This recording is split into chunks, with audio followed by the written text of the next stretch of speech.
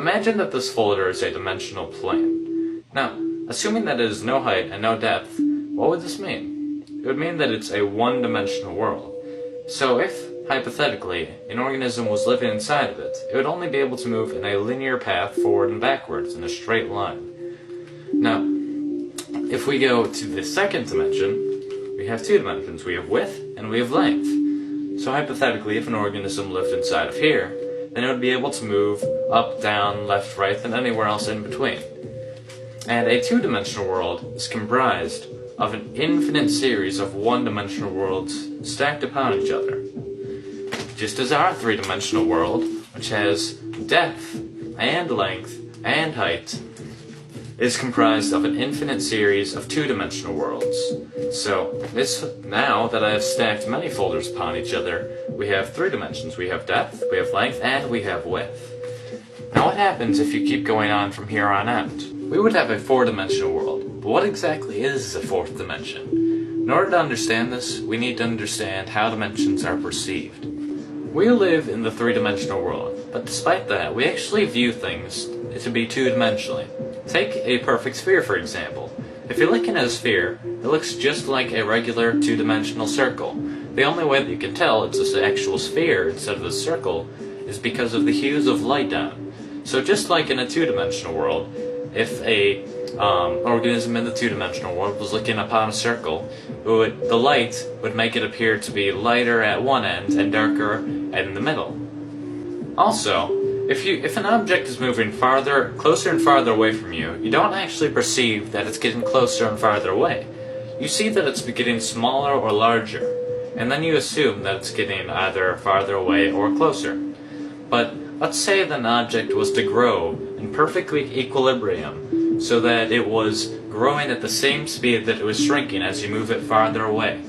Then you would not be able to tell, without any lights or if there were details on the object, that it's moving or growing at all.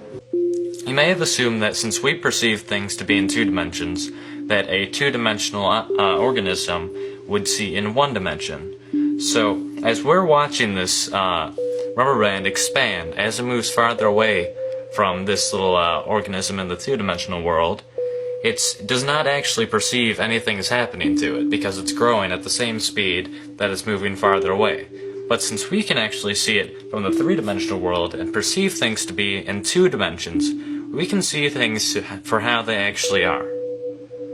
The reason that the two-dimensional organism doesn't see things the way they really are is because the two-dimensional organism sees things in one dimension, just how we, three-dimensional creatures, see things in two dimensions. So in a way, we don't really see our world the way it truly is. A four-dimensional creature, however, seeing our three-dimensional world in three dimensions, would be able to see through things, would be able to see absolutely everything, just as we could see if there was several organisms spread along a 2D environment on your floor. You would be able to see inside houses, you would be able to see inside of people. So if a two-dimensional world, a flat surface, is just made of an infinite amount of lines, then the 3D world is just made out of an infinite amount of planes.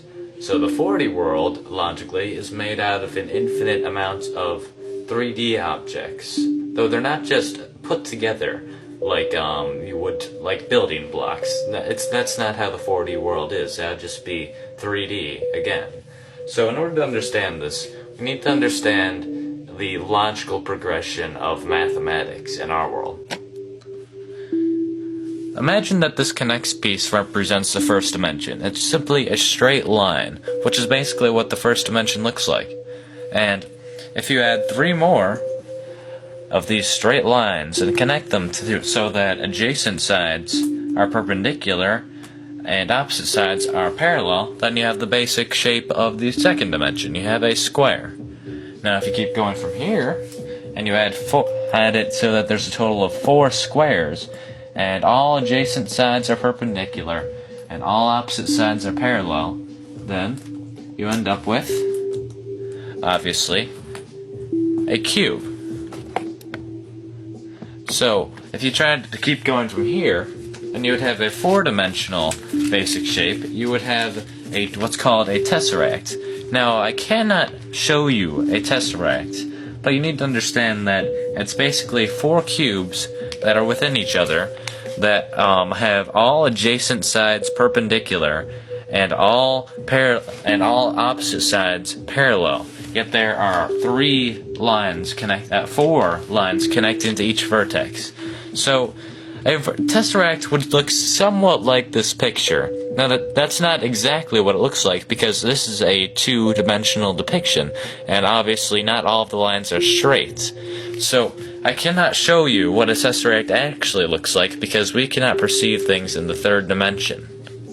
You cannot even imagine what a tesseract looks like. You cannot in your mind picture the 4th dimension or a 4th dimensional shape. And you can keep going on from the 4th dimension even. You can go to the 5th dimension, the 6th dimension, the 71st dimension. It doesn't matter. Theoretically, there are an infinite amount of spatial dimensions. A common misconception of the 4th dimension is that the 4th dimension is time. Now, while some argue that by going forward and backwards in time, if you move forward the same distance and backwards the same, then you would end up in the same place you started, just like in the 4th dimension. And while that may seem logical, if you think about it, it really doesn't make sense. If you imply that the 4th dimension is actually time, well, first of all, time is not spatial. There's a difference between space and time, quite obviously.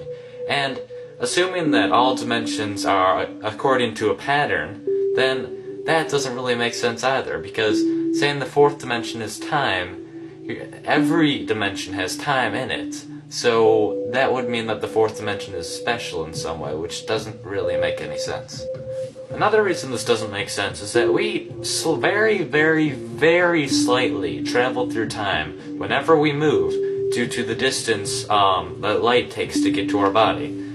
Now, if a group of astronauts were to get in a spaceship and they were to go very, very, very close to the speed of light, then they went around in this impossible, nearly the speed of light spaceship for a few months, and then afterwards they returned to Earth. They would find that Earth had actually progressed a few years, so they had moved forward in time by moving that quickly. Another interesting concept involving the 4th dimension is that many physicists and even mathematicians may say that the dimensions are very, very slightly curved, because if you really think about it, nothing can be truly, absolutely infinite. So imagine that the 1st dimension, the line, is just very, very slightly curved, so that after a very long time, it will end up creating a circle. So, as suggested by many physicists, if you keep going in the same direction, then you will end up where you started after a very, very long amount of time, obviously. And the same thing would happen to the 2nd dimension. If it's just a square, and then you extend it very, very slightly in a curve, then it will eventually make a sphere, and the same thing happens in our dimension, except it will form a very, very slightly curved 3rd dimension, which will form a 4-dimensional universe, basically. So what this kind of means is that our 3-dimensional world is within a 4-dimensional world, and the 4-dimensional world is within a 5th-dimensional world, and so on. Now, I did say that nothing can be truly infinite, but if this is true, and a dimension is really within another dimension, within another dimension, within another dimension, then I'm implying that there's an infinite amount of dimensions, which is the only problem I really have with this theory. I'm not sure if it ever stops, or if infinity is really even possible. We don't know that. Thanks for watching my video, and I hope this gave you a better idea of what the 4th dimension is.